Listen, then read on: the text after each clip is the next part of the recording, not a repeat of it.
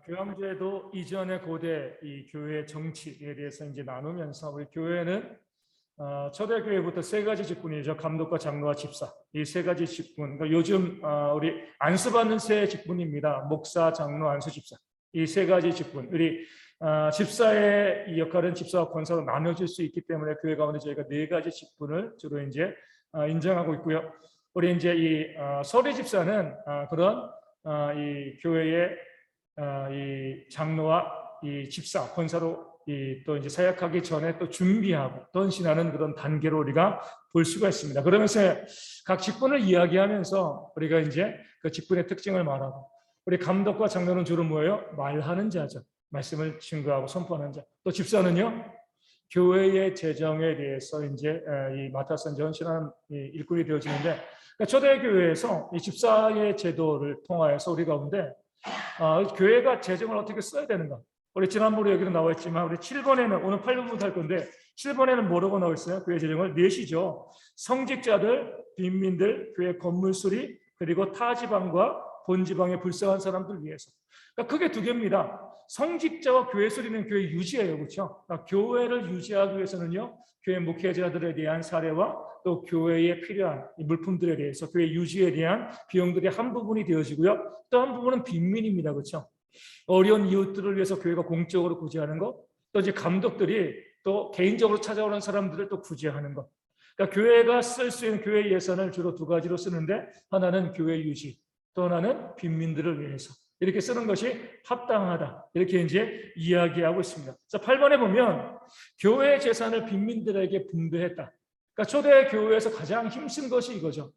그러니까 이제 이 칼빈이 이야기하는 건 뭐냐면, 고대 교회에서는요, 교회의 장식들, 화려한 장식들, 뭐 그것이 금으로 된 것이건 보석으로 된 것이건 그 장식들과 또 목회자들이 입었던 그 비싼 예복들을 가난한 사람들이 있으면 기꺼이 팔아가지고 뭐예요? 그들에게 나눠주는 것이 초대교회의 모습이었다. 근데 이 칼빈이 종교개혁을 할 당시는 어때요? 가난한 자들의 돈을 가지고 와서 교회 장식을 만들고 목회자들의 예복을 입었습니다. 잘못됐다는 거죠. 우리 교회 가운데 정말 중요한 것이 무엇인가? 교회 유지하는 것과 더불어 또 양대산맥은, 그러니까 빈민들을 위한 구제가 그러니까 교회의 가장 큰 헌금, 사역, 이 재정의 목적이 되어야 한다라고 말씀하고 있는 겁니다. 초대교회에서도 어때요? 각자 자기의 밭과 집을 팔아가지고 교회 앞으로 두면 우리 교회 일꾼들이요, 그것을 팔아다가 각자의 필요를 따라서 나눠주는 것. 그러니까 헌금을 어떻게 걷고, 그러니까 자발적으로 걷고요. 자발적으로 걷되 어때요? 본인의 귀한 것들을 교회 헌금하는 겁니다. 뭐 값싼 것 헌금하는 것이 아니라 귀한 것을 드렸을 때 교회는 교회가 그것을 유지하는 것을 빼고는요, 어려운 이웃들을 위해서 그 물질을 나눠주는데 힘쓰고 애쓰는 모습들이 우리 교회 가운데 있었다는 거죠. 점점 이제 교황 제도로 가게 되어지면서 하나님의 은혜 가운데서 교회가 움직이는 것이 아니라 뭐예요? 교회를 화려하게 치장하는데, 그러니까 비싸게 이 교회 뭐 기물들, 성물들이라고 이야기하면서 그것들을 비싸게 하고 그것을 장식하고 자랑하면서, 그리고 난 다음에 이제 가난한 자들에 대해서는 관심을 갖지 않는 그런 모습이 있었기 때문에 교회가 타락했다라고 이야기합니다. 예전에 이제 어떤 목사님이 이제 이렇게 말씀하신 적이 있어요. 이제 우리 목회자들 있는 데서 이제 좀 자랑하시는 거죠. 우리 권사님이 은퇴를 하시면서 교회에 무엇을 헌물할까 하다가 이 성찬기를 금으로 된 걸 갖다가 헌물을 하셨다는 거예요. 얼마나 비쌌겠습니까, 그게? 우리 교회 성찬기는 우리 금으로 된 거예요. 물론 송금인지 18K인지 잘 모르겠지만 어찌되었건 금으로 된 거니까 상당히 비싸죠. 그래서 그렇게 헌신하셨다. 그래서 우리 교회는 금으로 된 것을 가지고 우리가 성찬을 한다. 그래서 제가 이제 마음속으로 생각했어요. 성도들이 그 성찬을 받을 때 무슨 생각을 할까 하는 생각을 해봤어요. 우리처럼 이제 나와서 이제 저희가 나눠주는 것이 아니고, 보통 교회는 어때요? 포도즙을 조그만 잔에 나눠서 이제 성도들에게 나누잖아요, 그렇죠? 그랬을 때 성도들이 혹시나 한 사람이라도 시험에 들지 않을까? 이거 몰래 그냥 내가 금덩이잖아요, 금덩이, 그렇죠? 이거를 갖다가 이렇게 그런 생각도 할 수 있겠다라고 생각되어지고, 어떻게든 우리가 헌신하는 것 자체를 부정하지 않습니다. 근데 우리가 성경의 원리에 따른 뭐예요? 내가 금으로 된 성찬기를 교회에 헌물할 정도라고 하면 거기에 적어도 몇 배는요 어려운 유튜브에서 써야지 그렇게 금으로 된 것을 헌물한 게 의미가 있는 거예요. 근데 어려운 이웃들을 위해서는 돈을 하나도 안 쓰고 인색하고 내가 교회 가운데 내가 하나님께 잘 드려야지 그래가지고 수백만 원 수천만 원 해가지고 이렇게 성찬기를 교회에 드렸다라고 하면 그것이 과연 합당한 것인가? 우리는 그 자체를 너무나 귀하게 보거든요. 우리 한국교회에서 우리가 좀 벗어나야 될 부분들이 그거죠. 예전에 말씀드린 것처럼 어떤 교회에서 이렇게 지으면서 뭐 7, 8억 하는 뭐죠? 올겐이죠, 그렇죠? 그런 올겐을 갖다가 교회에 누가 헌물을 했다. 파이프 올겐. 그랬을 때 우리가 그 헌신이 참 귀하고 아름답기는 하지만 그 교회가 7, 8억 헌물을 받았으면 적어도 뭐예요? 10억은 구제를 해야 돼요, 교회가. 그런 책임을 갖고 있지 않으면 그 헌물을 받을 수가 없습니다. 7억짜리 파이프 올겐을 교회가 헌물 받았는데 빈민을 위해서는 1,000만 원을 쓴다. 하나님 보시기에는 합당하지 않은 거죠. 적어도 그 가치만큼은요 교회가 뭐예요? 어려운 이웃들을 위해서 물질을 나눠야 됩니다. 그런 형편이 안 되면 7, 8억짜리 받지 말고 7천만 원짜리를 받고 이 6억 3천만 원을 빈민을 위해서 구제하는 것이 교회가 바르게 세워지는 거죠. 우리는 보면 하나님께 드리는 것을 우리가 함부로 드리면 안 되죠. 귀한 것을 드려야 돼요. 하지만 드릴 때 또 마음에 각오가 있어야 됩니다. 이것을 가지고 우리가 그만큼 내가 어려운 이웃을 돕겠다. 실제적으로 마음만 갖는 것이 그런 이웃을 돕는 만큼 또 내가 하나님께 헌물할 수가 있는 거예요. 그런데 만약에 이웃을 돕는 것과 내가 이제 딱 7억밖에 없어요. 근데 교회 파이프 올겐이 7억입니다. 내가 그 이상은 내가 할 수가 없어, 형편상. 그렇게 되었을 때는 내가 이것을 하나님 교회 가운데 파이프 올겐을 내가 헌물하는 그것이 옳은가? 아니면 다른 올겐으로도 얼마든지 예배할 수 있으니까 한 1억짜리하고 6억은 내가 빈민을 돕는 데 쓰는 게 나은가? 이것을 하나님께서 후자를 더 원하시는 거죠. 우리가 교회 가운데 왔을 때 하나님께 최선을 다해서 드린다는 게 가장 값비싼 것을 드린다는 게 아니에요. 내가 무엇인가 드릴 때 보면 이런 분들이 있거든요. 교회 하나님께 또 교회 물건에다가 하나님께 드릴 때 정말 뭐랄까요? 쓰다 남은 것들 이런 것들 갖다가 이제 교회에 이제 헌물하시는 분들이 있어요. 그 자체를 좀 나쁘다고 보진 않아요. 그러면 뭐냐면은 예를 들어서 내가 이제 이 냉장고가 집에 하나 있는데 교회 헌물해야겠다. 그럼 냉장고 내가 새로 사는 가격이 한 500만 원이다. 그럼 지금 내가 이제 갖고 있는 냉장고가 중고로 한 100만 원이다. 그럼 내가 교회에 헌물해야지. 그럼 뭐와 함께 헌물해야 돼요? 400만 원 구제비와 함께 헌물해야 돼요. 이게 맞는 거죠, 그렇죠? 내가 구제에는 돈을 안 쓰고 교회에서 너무 비싼 거 쓰면 안 되니까 내가 쓰고 있던 거 100만 원짜리 하고 나는 집에 500만 원짜리 냉장고를 집어넣어요. 하나님 보시기 합당하지 않은 거죠. 내가 그렇게 좋지 않은 것을 이제 쓰던 것을 교회에 얼마든지 헌물할 수가 있어요. 하지만 새 것만큼의 돈을 구제비로 지출할 수 있는 그런 마음들이 좀 있어야죠. 물론 이제 정말 내가 그런 여유가 안 되지만 내가 지금 이 중고로 쓰고 있는 것도 나에게 너무 필요한 것이지만 교회를 위해서 쓰기만 해. 그래서 헌물한 건 문제 없습니다. 그런 것들은. 내가 항상 새 것만큼 할 수는 없잖아요. 근데 여유가 있다라고 하면 여유가 있는데 내가 이 집에는 좋은 걸 놓고 교회에는 싼 거를 놓고 이렇게 하는 것은 하나님 보시기에 합당하지 않은 모습이 되어지는 거죠. 그래서 우리가 교회에 비싼 것을 들 필요는 없습니다. 그래서 우리가 쭉 보면은 저도 이제 바라는 것은 제가 한 20년 있으면 은퇴할 건데 20년 동안 이 의자들이 잘 버텨주길 바래요. 그러니까 교회가 우리가 교회 의자를 살 돈이 있으면은요, 의자가 문제가 이제 쓰는데 문제가 없잖아요. 약간 삐걱거리긴 해도 의자를 교체하는 1,000만 원이 든다.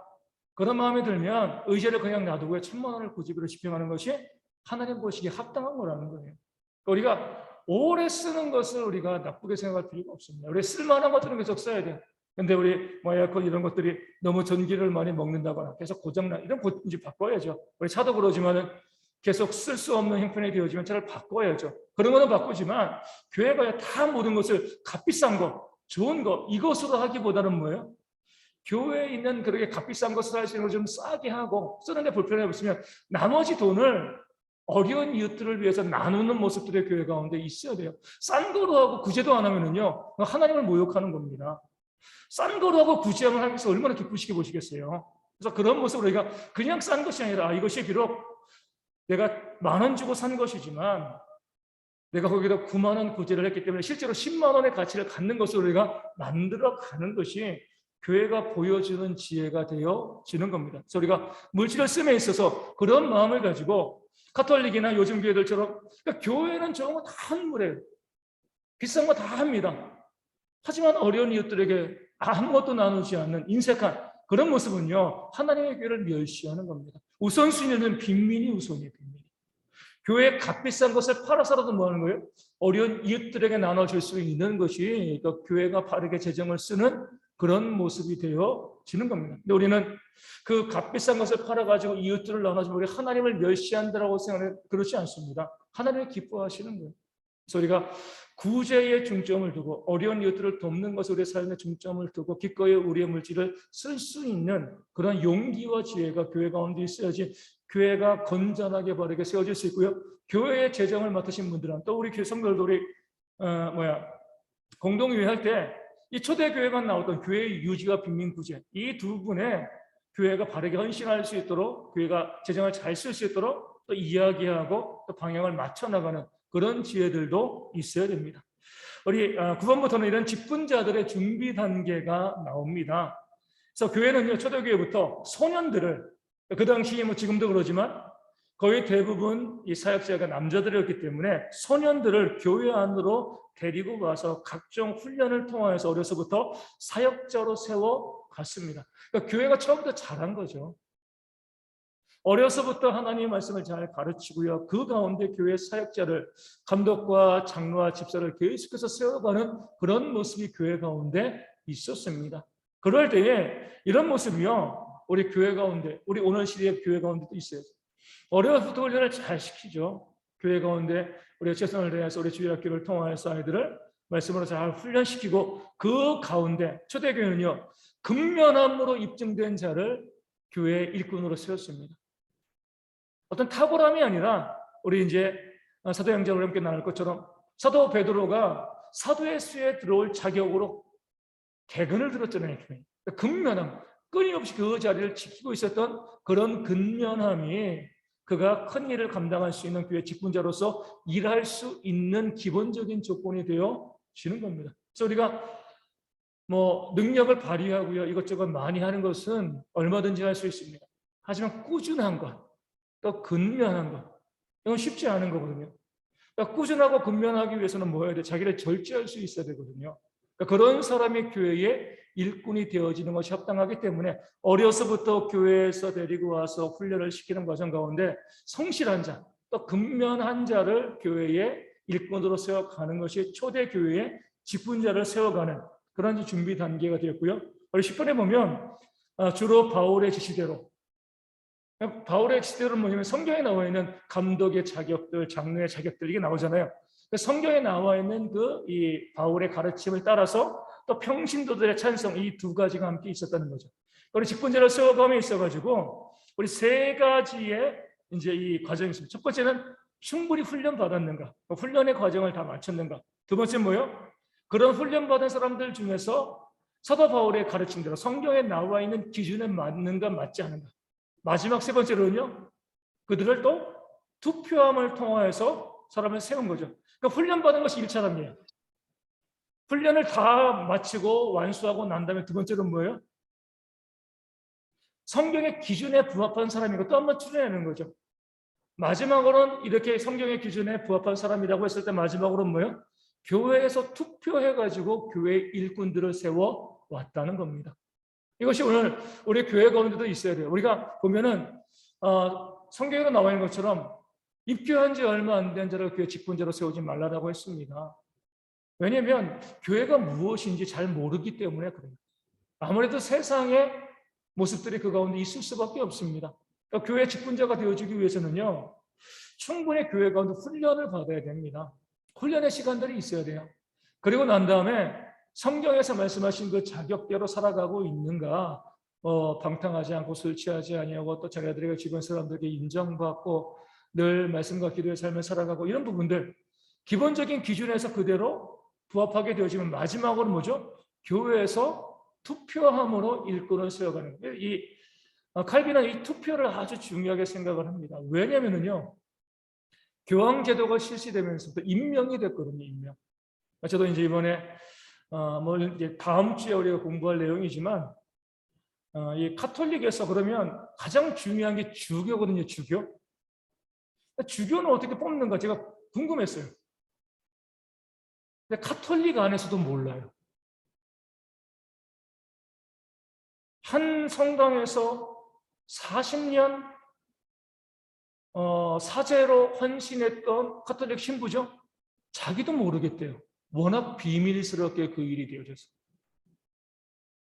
물론 이제 그 어떤 기본적인 룰들이 있는데 누가 어떤 방식으로 주교로 추천되어지고 누가 어떻게 주교를 세우는지에 대해서 이 사람들이 모든 사람에게 추천서를 받는 게 아닌데 추천을 이제 하고 이제 이 사람에 대해서 물어보잖아요. 이 사람이 주교가 될 만한가? 내가 이 물음에 질문의 대상이 되어지면은요, 그 질문을 받았다는 것도 발설하면 안 된다는 거예요. 모르는 거예요. 내가 그렇게 누군가에게 정보를 제공해주지 않는 이상 여기 중에서 누가 그렇게 주교를 추천하고 또 인사검증할 때 이야기하고 다른 사람들에게 이야기하는 것 자체를 금기시하니까 아무도 누가 어떻게 주교가 되어지는지도 모르는 그런 비밀스러운 일이죠. 그렇죠? 그러니까 비밀스럽다는 게 뭐예요? 공작이 가능한 거예요. 공작이. 거기에 대해서 카톨릭은요. 아무도 저항하지 않습니다. 민주적인 공동체라고 볼 수가 없는 거죠. 그래서 우리가 이 칼빈이 그 당시에도 그렇기 때문에 지속적으로 우리가 교회에서 일꾼을 세워감에 있어서 정말 중요한 것은 투표다. 투표. 자격이 되어지고 훈련받은 사람들 중에서 교회 공동체가 투표해서 일꾼을 세우는 것이 가장 합당하고 하나님의 뜻이 오늘 아침 말씀 증거한 것처럼 투표는 주관적입니다. 물론. 하지만 다른 방법이 없기 때문에 투표를 통하여서 나름대로 우리가 기도하면서 투표를 통하여서 사람을 세워나가는 것이 우리가 할 수 있는 일이 되어지는 거죠. 우리 11번에 보면 감독 선거에 대한 우리 찬성 이렇게 나와 있습니다. 테오토레투스 시대까지 보면 이 시대까지 신자들이 자기의 감독을 선정하는 자유는 오랫동안 보존되었으며 모든 사람이 원하지 않는 감독을 억지로 임명할 수는 없었다. 초대교회에서는 분명하게 신자들은 자신의 감독들을 선정하는 자유를 누렸습니다. 투표죠. 물론 이제 내가 원치 않는 사람이 내가 투표하지 않는 사람이 되어질 수는 있지만 어찌되었건 다수결에 의해서 교회 공동체 가운데 투표해가지고요. 그 사람을 세우는 것 이런 자유가 오랜 시간 동안 교회 가운데 기본적으로 있었다는 거죠. 그러니까 사람들이 원치 않는데 억지로 감독을 임명할 수는 없었어요. 그러니까 교회가 투표로 사람을 세우고 그 사람을 통해서 교회를 이끌어가게 했던 그런 자유가 이 초대 교회는요. 오랫동안 보존되어 있었다는 거죠. 12번에 보면 평신도와 성직자의 균형이라고 나와요. 왜 이런 말씀이 나오냐면 저희 교회도 마찬가지지만 교회 규모가 작으면은요, 이 나름대로 투표가 물론 이 작은 규모에서도 투표가 다 객관적이라고 볼 수는 없지만 그래도 후보에 오른 사람을 다 알잖아요. 대부분 어떤 사람이다, 어떤 사람이다. 그래서 우리가 가부 때로는 우리가 이제 어떤 기표도 하지 않는 내 나름대로 의견을 제시할 수가 있습니다. 그런데 교회 규모가 점점 커지다 보니까 투표하는 것이 참 어려운 거죠. 왜냐하면 투표하는 사람도 그 주교 우리 교회 이 감독과 장로 집사를 세우는데 그 사람이 누군지 잘 모르는 거예요. 요즘도 그러겠지만 여의도 순복음교회 수십만 명인데 투표하면 누가 누군지 알아요? 모르는 거죠. 그런 면에서 보면은 교회 규모가 커지면은요 사람을 세우는 게 일방적이 되어질 수가 있습니다. 그래서 우리가 너무 큰 교회 규모는 교회 건강한 성장을 위해서 바람직하지 않다는 그런 이제 사인들이 우리 성경과 교회 조직 가운데 많이 보여지게 되어지는 거죠. 여하튼 교회가 규모가 커졌을 때도 이 평신도와 성직자들이 균형을 이뤘는데 성직자들이 마음대로 감독을 임명할 수 없었어요. 교회 규모가 커졌으니까 이제 교회 규모가 커지면서 자꾸 이야기하는 거죠. 성도들 모르잖아. 엉뚱한 사람들 추천할 수 있고 투표할 수 있는데 그럼 교회가 잘못된 길로 갈 거 아니냐? 그러니까 점점 이제 평신도들의 투표를 제한하는 방향들이 또 만들어졌거든요. 그럼에도 불구하고 성직자들이 마음대로 이 감독을 임명할 수 없도록 만들었고요. 일반 신자들의 어리석은 소원을 성직자들이 그대로 따를 필요도 없었습니다. 우린 뭐 이제 성도들이 자꾸 휘말려가지고 누가 하자. 지금 뭐 선거도 마찬가지잖아요. 뭐가 진짜인지 가짜인지 모르고 이 선동에 휘말리는 경우들이 너무나 많이 있습니다. 그럴 때 잘못된 사람들을 세우는 것을 교회가 그냥 받아들이는 것이 합당하냐? 그것도 그렇지 않다는 거죠. 그래서 이제 만약에 이 성직자들이 먼저 우리 이제 이 선거를 시행해 나갈 때는요, 이 성직자들이 뭐예요? 감독의 후보를 갖다가 몇 명 결정해 놓는 거죠. 그럼 최종적으로 평신도들이 그래도 투표를 해서 그 중에 한 명을 고르게 만드는 게 한 방법이었고요. 또 두 번째로는요, 정반대로 평신도들이 이 성도들과 이제 이 감독의 후보들을 추천하게 만들어요. 그럼 추천하는 사람이 몇 명 있잖아요. 그 제한된 범위 내에서 또 성직자들이 보고 그 중에 한 명을 또 투표해서 뽑는 것. 어찌되었건 이 성직자와 평신도들이 균형을 이루기 위해서 많이 애썼다는 거예요. 평신도들의 투표권을 보장하기 위해서 많이 애썼던 것이 바로 초대교회의 모습이 되어지는 겁니다. 우리 13번에 보면은요, 성직자들과 통치자가 나옵니다. 그 당시에는 우리 교회와 국가가 거의 뭐 일치되어지는 그런 모습이 많이 있었습니다. 그렇기 때문에 통치자들이 주교를 임명하는 경우들이 있었거든요. 여기에 있어서도 뭐예요? 통치자들은 무엇을 하는 것인가? 왕이죠. 주교를 임명할 때 그들이 결정하는 것이 아니라 결정된 내용으로 올리면 통치자들은 임명만 해주는 것. 이것이 이제 통치자들과 이 성직자들의 균형이 되어진다는 겁니다. 이 통치자가 교회와 국가를 거의 같이 다스리고 있었기 때문에 임명을 이제 이 성직자를 임명하는데 그건 형식적인 절차이고 교회에서 올리면 그것을 뭐예요? 국가가 인정해 주는 이 방식은 괜찮다라고 이야기하는데 나중에는 어떻게 되죠? 국가에서 자기가 마음에 원하는 사람을 임명하고 교황에게 도장 찍어라. 이런 것은 잘못됐다는 거죠. 그래서 지난번 이야기한 것처럼 지금 카톨릭에서 가장 큰 문제가 되어지는 것도 중국 카톨릭이죠. 중국. 왜냐하면 교황이 임명하는 주교를 못 받아들이겠다는 거예요. 우리 공산당이 마음에 드는 사람을 교회에 주교로 세울 거니까 교황은 임명만 해라. 실질적으로 주교를 세우는 권한은 우리나라 카톨릭 교회이기 때문에 우리 공산당, 우리 정부에 있는 거고 그것을 교황은 인정만 해줘라. 거기에 대해 가지고 시끄럽지만 교황청이 받아들일 수밖에 없는 거죠. 잘못된 거죠. 처음부터 투표를 통해서 사람을 세우는 방식을 처음에 교회의 그 방식을 고수하지 않다 보니까 나중에 국가가 간섭하게 되어지는 겁니다. 니들이 세우는 거나 국가가 세우는 거랑 무슨 상관이 있어? 다 똑같은 거지 뭐 사람이 세우는 건데. 국가가 계속해서 간섭하면서 그 사람을 세우는 과정에 들어가게 되어지면 교회가 국가에 예속되어 질 수밖에 없습니다. 그래서 우리가 그런 면에서 우리가 좀 부정적으로 봐야죠. 우리 이제 어떤 목사님들이 이렇게 이야기합니다. 저는 정확한 내용은 잘 모르지만 독일에서는 이제 이 목회자의 사례비를 이 정부에서 준다. 예전에 그런 이야기를 많이 했어요. 참 안정적이고 좋겠다 이렇게 이야기합니다. 과연 그것이 좋은 것인가? 물론 생활하기는 좋지만 정부에서 우리가 이 돈을 받게 되어지면요 임명과 해임의 권한도 정부가 가지고 있고요. 그렇게 되면 목회자가 바르게 목회를 해나갈 수가 없는 거죠. 합당하지 않은 겁니다. 비록 좀 힘들고 어려워도 교회가 함께 그 문제를 해결해 나가야지 나라에서 돈 주고 나라에서 이제 임명하고 나라의 정책을 홍보하는 정부의 공무원이 되어지는 거죠. 그렇게 되어지면 이 국가와 교회 간의 이 벽이 무너지기 때문에 잘못된 겁니다. 비록 국가의 도움을 받지 못한다 할지라도 우리가 그 교회 내에서 목회자를 세우고 또 함께 그 사례를 함을 통해서 그 교회 안에서 그 교회를 중심으로 목회자가 바르게 목회할 수 있도록 해주는 것이 교회에 있어서는 가장 바람직한 일이다, 이렇게 볼 수가 있는 거죠. 14번에 보면 임직 절차가 있습니다. 우리 감독을 세움에 있어서 초대 교회는 어떻게 했냐면요, 어떤 한 감독을 세운다고 했을 때 그 이제 교회에서 추천해가지고 감독이 있잖아요. 그걸로 끝나는 것이 아니라 모든 감독들이 웬만하면 다 모여가지고 또 심사했습니다. 정말 감독으로서 그 사람이 헌신할 만한 자격이 있는 것인가.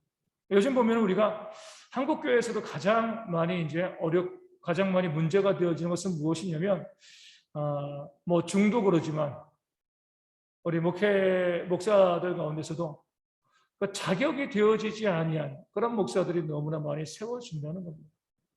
교회는 많이 세워지고 목회자는 많이 배출되어지지만 아까 말씀드린 것처럼 충분히 훈련받고요, 그 자격이 있고 교인들이 또 이 투표해서 세워진 이 과정들이 있어야 되는데, 아무 데나 가가지고 내가 뭐 공부를 했는지 안 했는지 돈 받고 돈 내고 목사 안수 받고 교회를 세우고 나 목사다라고 이야기합니다.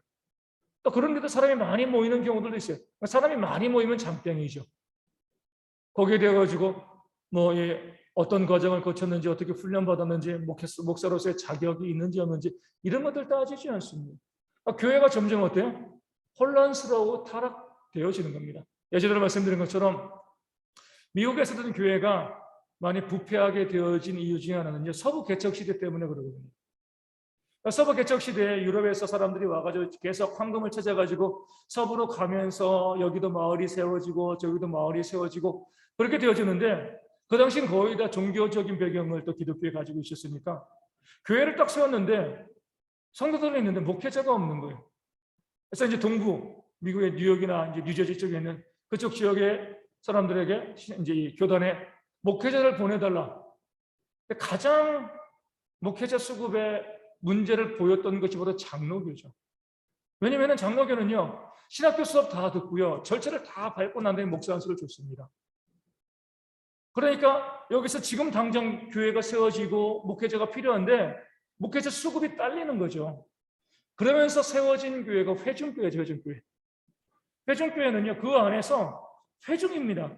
그 이 교회 성도들이 중심이 돼서 우리가 딱 한 몇 명 모였는데 저분이 신앙이죠. 목사로 세워버리는 거예요.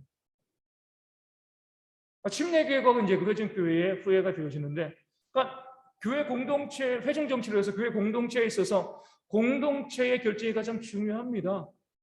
목사는 잘 세워지는 거죠. 왜냐면은 뭐 신학교 나올 필요도 없고 뭐 정규과정 받을 필요도 없고 그냥 우리 공동체 가운데서 신앙이 좋으면 이제 그 사람을 목회자로 세우면, 정말 그 사람의 신앙이 좋아서 목회자로 또 잘 감당하는 사람들도 있지만 또 그렇지 못한 사람들이 있는 거예요. 사람의 마음에 맞아야 되는 거니까. 그러면서 교회가 점점 신학이 변질되어지고 또 흐트러지는 그런 모습이 있었습니다. 우리 한국 교회도 보면 힘들고 어렵더라도 항상 우리가 밟아야 될 그 과정도 훈련받는 것들, 그리고 우리가 자격을 갖추는 것들, 그리고 교회의 청빙을 받는 이 모든 과정들을 다 우리가 거치고 난 다음에 목회자가 되어지는 것, 좀 더디간다 할지라도 그게 교회의 이 거룩함을 위해서는 중요합니다. 함부로 목사를 많이 세우는 것, 이것은요, 교회가 잘못된 길로 가게 될 그런 가능성을 만들어 가는 것이죠. 마지막으로 보면 대감독에 의한 성별이 있었어요. 그러니까 세워진 일꾼들이 있습니다. 감독들이요. 근데 이 세워진 일꾼들이 어떻게 하기를 원하냐면 대도시로 가서, 지방에서도 이제 교회가 있고 거기서 이제 감독이 투표로 세워지잖아요. 근데 꼭 이 임직받고 성별되어지는 모든 과정을 대감독에게 가서 하기를 원했어요. 자기 교회에서 세웠으면 그 교회에서 해야 되는데, 큰 지역, 뭐 로마라든가 뭐 그런 이제 큰 교회, 뭐 콘스탄티노플이라든가 이런 데 가가지고 거기에는 대감독에 의해서 내가 성별되어지고 안수받고 목사로 임직하기를 바랬던 거죠. 그 이유는요, 야망이에요, 야망. 그러니까 그때나 지금이나 다를 바가 없다는 거죠. 과거의 교회가 그렇게 나름대로 성숙하고 좋은 모습을 가지고 있었어도 하나님의 일꾼 되는 사람들이 큰 교회, 큰 지역 가가지고 거기에서 내가 사역하고 헌신하기를 바라는 그런 야망들이 계속 있었다는 거죠. 그렇기 때문에 결국엔 나중에 교황 제도가 확립이 되어지고 교황에 의한 그런 통치가 만들어지게 되어진 겁니다. 어디에서건 내가 속해 있는 지역에 가서 내가 속해 있는 교회 가운데 성실하고 또 충실하게 목회하는 것이 하나님께서 원하시는 모습입니다. 우리 큰 교회 간다고 해가지고 뭐가 좋은 게 있겠어요? 큰 교회가 나쁘다고 이야기하는 게 아니에요. 거기에 가 있으면 거기서 헌신하시면 되는 거고, 작은 교회에 있으면 작은 교회에서 헌신하시면 되는 거예요. 왜냐하면 우리의 소망은 하나님 나라 가운데 있는 거잖아요. 하나님께서 우리가 지극히 작은 것에 충성된 자에게 큰 것을 맡기시는 거거든요. 내게 속해 있는 곳 가운데 최선을 다하고 헌신하는 이런 모습이 중요한 것이지, 계속해서 큰 교회를 바라보고, 제가 이제 예전에 참 민망한 모습이죠. 우리 청신대에서 합동식 신학교잖아요. 거기서 이제 공부를 하다 보면 주로 이제 그 석박사 과정에서 공부하시는 분들이 서울에 있는 뭐 대형 교회 부목사님들 많이 있고, 또 이제 교회 부목사님들이 좀 와서 이제 또 젊으니까 부목사님들은 공부를 많이 해요. 그럼 가끔 가다 보면 좀 늦게 공부하시는 대형 교회 목사님들이 있어요. 이제 제가 이제 공부할 때는 우리 대전에 새로남교회 오정호 목사님이 같이 공부를 했는데, 그렇게 되어지면 참 눈 뜨고 보기 어려운, 보기 싫은 그런 광경들이 보여지는 거죠. 그러니까 오정호 목사님이 이제 월요일만 와서 수업을 하니까 월요일만 와서 수업을 하다 보면 비공식 비서들이 생겨나는 거예요. 그러니까 이제 작은 교회 아니면 또 큰 교회 우리 부목사님들 이런 분들이 그 목사님에게 잘 보여가지고 새로운교회 와서 사역을 하면 좋겠다 이런 생각을 가지고서 뭐 자리도 맡아주고 뭐 커피도 타다 드리고 뭐 선배로서 존경해서 하면 문제가 없는 건데, 그러니까 쭉 보면은 내가 어느 교회, 내가 사랑의 교회로 가야 돼, 내가 어느 교회로 가야 돼, 그런 목적을 가지고 있으면 그쪽으로 이제 줄을 대기 위해서 애쓰고 노력하는 그런 모습들이 있는 거죠. 그런 가운데 우리가 과연 교회가 온전히 세워질 수 있는가? 아무리 시골에서 정말 2-3명 성도를 놓고 목회한다 할지라도 하나님 은혜 가운데 최선을 다해서 기도하면서 그 두 성도를 섬기면은요, 하나님께서는요 200만 명을 섬긴 것보다 훨씬 더 귀하게 바라보시는 그런 하나님이시거든요. 이게 우리의 신앙의 모습이 되어야 합니다. 그래서 우리 대형교회를 바라보면서 우리 대형교회 성도님들이 하늘에서 큰 상을 받으실 것 같아요. 작은 교회를 섬기시잖아요, 그렇죠? 작은 교회 섬긴다고 문제가 없나요? 문제 많죠. 큰 교회 가면은요 얼마나 신앙생활하기 편해요. 그냥 예배드리고 뭐 내가 헌금하고 하면 뭐 아무런 문제 없이 그냥 갈등도 없이 어려움도 없이 신앙생활 잘 할 수 있습니다. 작은 교회 오면은요 너무너무 잘하니까 문제도 있고 어려움도 있어요. 다툼도 있고요. 그럼에도 불구하고 작은 교회를 떠나지 아니하시고 또 교회를 섬기시는 그런 모습을 보게 되어지니까 그것이 감사한 거죠. 우리 이제 지난주에 오신 우리 김창석 성도님, 또 김순자 우리 성도님 1월 달에 처음 오셨거든요. 처음에 오셔가지고 와서 예배하시고 인사하고 그 다음 주부터 이제 안 보이시더라고요. 그래서 교회를 찾으시나 보다. 그러다 지지난주에 이제 또 오셨죠. 오셔가지고 함께 예배하시고 그리고 또 이제 지난주에 등록하시고 오늘도 와서 예배하시고, 그래서 이제 제가 지난주에 이제 만나서 이야기 나누면서 그런 거죠. 그래가지고 이제 교회를 좀 잘 많이 알아보셨냐고. 그러니까 이제 그분들이 좀 쑥스러워하시면서도 이제 뭐 대형 교회 처음 나와보고 그 다음부터 이 지역에 있는 교회들 뭐 다 저희보다 큰 교회들이죠. 큰 교회들 다 찾아다니고 가서 예배보고 하다가 본인들이 대형 교회 와서 이제 섬겨야겠다라고 해가지고 이제 등록하신 거죠. 그래서 참 이상하신 분이라고 해서 제가요. 작은 교회 힘듭니다. 섬기는 게 어렵습니다. 큰 교회는 좀 편한데 본인들은 작은 교회가 편하시대요. 감사합니다. 그렇게 와서 함께 섬기시고 교회 우리 작은 교회라고 해가지고 뭐 장점만 있는 것도 아니고 우리 약점도 부족한 점도 많이 있는데 함께 그렇게 교회를 섬겨갔으면 좋겠습니다. 이렇게 하셔가지고 이제 교회 오늘도 나오시고 또 열심히 예배하시는데 작은 교회 섬기는 것이 어려워요. 큰 교회 섬기는 것보다. 그럼에도 불구하고 이 작은 교회 섬기시면서 헌신하고 수고하시기 때문에 하나님께서 그것만 가지고도 우리를 하여금 착하고 충성된 종이라고 인정하시고 하나님의 큰 은혜를 내려주실 줄로 믿습니다. 그 마음 가지시고요. 이 작은 교회지만 바르게 온전하게 세워가심에 함께 헌신하는 모습들이 우리 모두 가운데 있었으면 좋겠습니다. 여기까지 하고요. 우리 함께 찬송